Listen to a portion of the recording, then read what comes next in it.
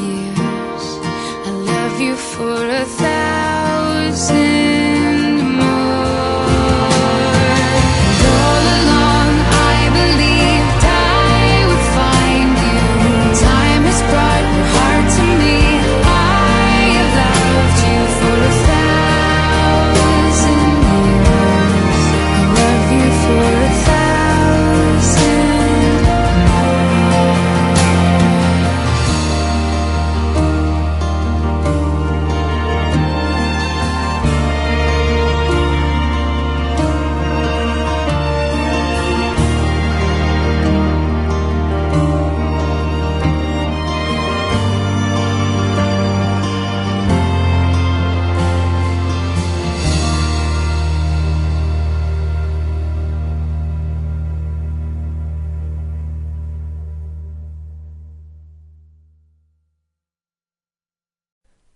Welcome to Camtasia Studio 7.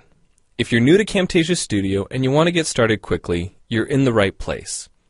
We encourage you to watch this 5-minute video to learn the basics of using the editor, including how to navigate the timeline, make some basic edits, and add special effects. The preview window is where you see the video during playback. The playback controls are located under the preview window.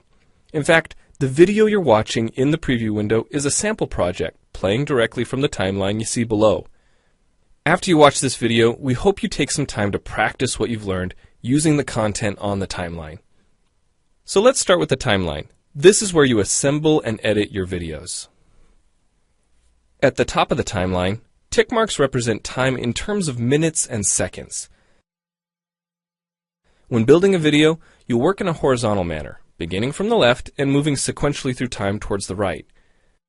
To make precise cuts and selection, use the zoom slider to magnify the view of the timeline. And when adding elements to your video, such as a call-out or audio clips, these are placed on different tracks. Tracks are created automatically, when you need them, when elements are added to the timeline.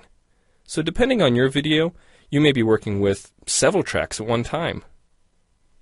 To change the position of an element on the timeline, just drag it.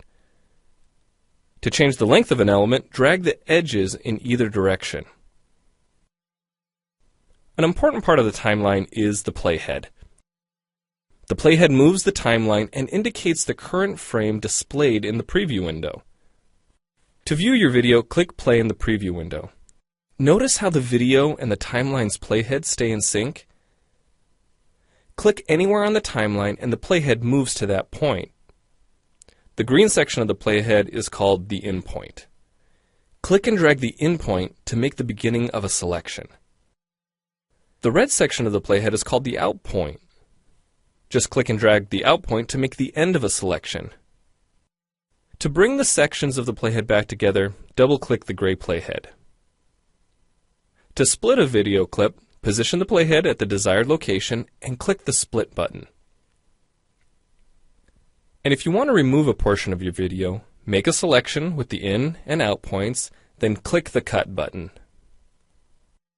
If you make a mistake while editing, click the undo button. Next, we'll look at the clip bin and the library.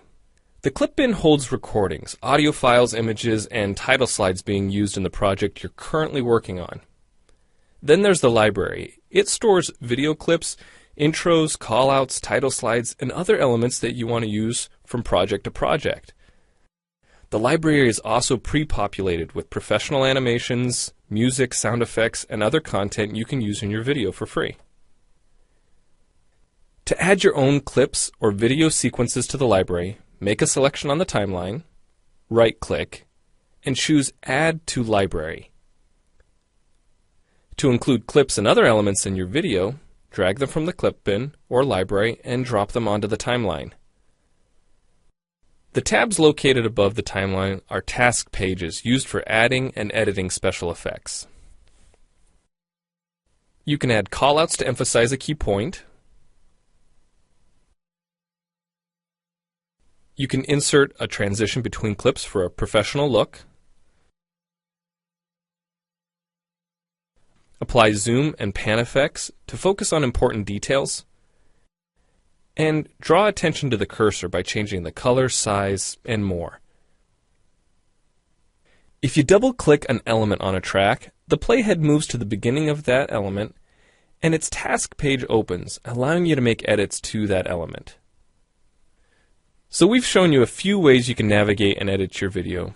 But how do you get content into your video? Well, to make a new screen recording, click the Record Screen button. If you already have an audio or video recording to use, click the Import Media button. When you've made edits and added effects to your video, and you're ready to share it, you need to produce the project to create a shareable video.